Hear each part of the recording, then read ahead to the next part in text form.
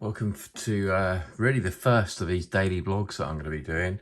So what I'm going to be kind of doing over the next however many days or months this could carry on is a daily vlog talking about anything to do with retro games and consoles, computers, maybe magazines, who knows really. So taking everything day by day, seeing what comes up. Could be here, this is my little desk area, or I could be around the room, or I could be in somebody else's room, I could be out and about, who knows where this might take us. So it's a little journey that we all take together, and trying to be a bit more regular on YouTube and also across other channels about what retro games are all about and where we all started in the beginning. And talking of beginnings, this is a game which we're going to talk about today. It's Gauntlet on the Tiger Electronics version. This was actually given to me by a friend of mine, a very good friend of mine, King Monkey, and I'll put his link in the description below.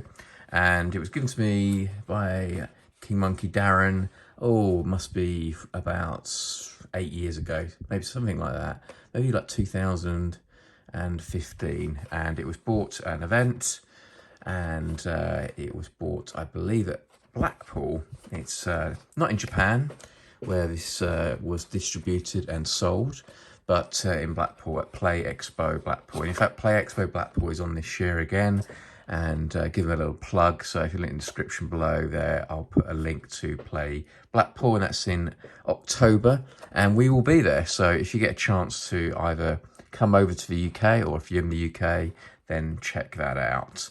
Anyway, that being said, let's have a little look at this. Let's look around the box, and it's obviously the Japanese version. There's the link there with Sega. So I'm expecting that Sega owned the copyright connection there with Gauntlet. Obviously, Gauntlet itself was an Atari game, but with licensing, which is the world I work in, actually, for my day job, there's all sorts of variations and sometimes joint licensing in different regions. And it's just interesting to see there, obviously, Sega on a Tiger and Gauntlet as well. So to take you through the artwork, so you can see the kind of characters, the three main characters there of Gauntlet, and which is pretty cool to see. They are represented perhaps a little bit differently to some of the other artworks that you might see. It almost looks like the Golden Axe characters to me, weirdly, more than Gauntlet when I first look at that. So yeah, it's not, obviously, but all things are inspired by various things. Obviously, Golden Axe came after Gauntlet, and this, time-wise, just having a look here, I was showing it to somebody just the other day, actually, Brandon from Retro Dodo, funnily enough, and he clocked that it's a 1985 piece. So yeah, it's clocking on through the years now. This is it's a pretty old piece of gaming technology, and I'll get it open in a minute, don't worry. And it's 40 years coming up to, so yeah, it's pretty old. Taking it around here, it's in pretty good condition. I've kept it in the box, played it occasionally, but I'm more just like looking at it, to be honest. And you'll wonder why, and you'll see why in a minute, because the gameplay is somewhat interesting, shall we say. But yeah, taking it around the box. And what else can I say? Real action, pulling out that kind of get excited, off the shelf, shout out type thing. It's interesting, its combination of Japanese and English. Now, obviously, in the name of the game, you kind of understand that, but having that there is just kind of strange, really, more than anything. You know, when you've got like sub brands, even Game Vision, it's kind of like a TM. That's one of their you know, sort of selling points, if you like, features. And then you get to the game itself, you can see on the back there's screenshots of the game and the various plays. Obviously, I don't speak Japanese, so I won't be able to translate exactly like for like. And funny enough, I don't have my glasses on, so great combination there. It's made in China, and it's 1985 10 gen. Again, like I say, multiple license kind of things going on often. You find, especially in these older games as well, sometimes the music will come from a different place in terms of copyright, to the artwork, to the game itself. And then if there's a movie connection, it could be linked with Warner, Universal Studios, Paramount. It gets quite interesting. I'll try and pull some of that out because that's kind of what I do for a job, and some of the things, especially things like Tiger, I have found out certain things I didn't know, and as I've started to, I don't know, write articles or whatever. So just get this piece out now, just pull it out very carefully. Let's put that there. This is the original card. I'll come on to this another day. This is, you can see here, there's another game here. I'm not going to do that today. We'll focus on this for now. So let's just put that actually over here. I'll tidy it up later, and we'll do this another time.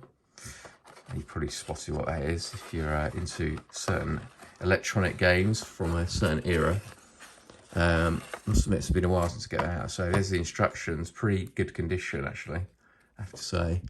I've barely sort of touched these and they've seen the light of day again because they're Japanese. I'm only really going to be looking at this kind of detail really. So there's the attack button, and there's the bomb button. Bomb, yes, bombing gauntlet, there you go. And the on and off switch and what have you. I've got some batteries.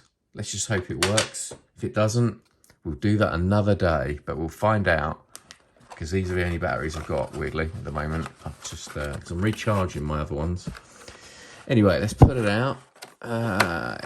Again, condition of the actual unit, I think, is pretty decent, from what I remember. So this is kind of weird. This was the idea that in retail, you could kind of get the idea of the characters, but not the gameplay. So some games you could kind of play, but obviously it'd wear the battery out, and kids would just, you know, hog it for hours and then just walk out, never buy it. Often, sometimes buy it, you know, but it was just, yeah, often something like this would take its place. So you just take that overlay off. Sometimes this is lost, thrown away. I bet it was most of the time, but you know, somebody kept it, and here we are today. So let's look at that, the unit. So as I say, this is pretty spotless, as you can see. I'm going to, you know, focus on this for the people who really enjoy this kind of thing and the artwork. So getting some decent close-ups there.